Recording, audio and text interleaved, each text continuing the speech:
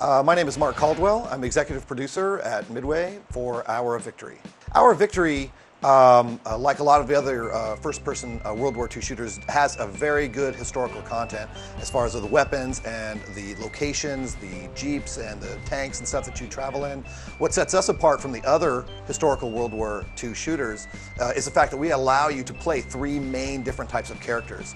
So you can be a covert op, you can be an Army Ranger, or you can be a commando, and just choose how you play each level. If you were to choose the covert op as an example, you could sneak up behind people, use your silent gun to kill them, or actually go up and stab them in the back. As a commando, you can actually rush through people, a little stronger, more powerful weapons, and maybe take a little more of the pain. And then as an Army Ranger, you can scale objects, you can cut wires, pick locks, do all kinds of special tasks that would put you through a completely different path through the game that you would never be able to take if you had picked one of the other point of views. Hour of Victory uses historically accurate weapons, and each point of view has different weapons that are assigned to each class as you play them. So the commando has different weapons than actually the Army Ranger might have. But that doesn't stop you from using other weapons.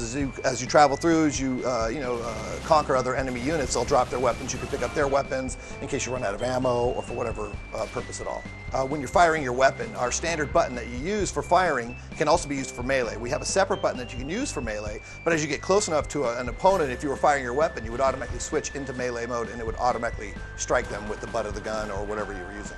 We have many different things that you can take advantage of. Stationary objects like machine guns or anti-aircraft guns, as well as tanks, Kubel wagons, jeeps, etc., that you can actually get in and take advantage of and drive around. So we have many different things that you can take advantage of in the world on top of all the weapons that you have as each one of your point of views, or any weapon you find along the way that you can pick up. Aside from the single player version, which is pretty comparable to what other first World War II shooters are going to have lengthwise, it'll be pretty similar. We're not really going into a lot into multiplayer, but suffice it to say there will be a lot of multiplayer.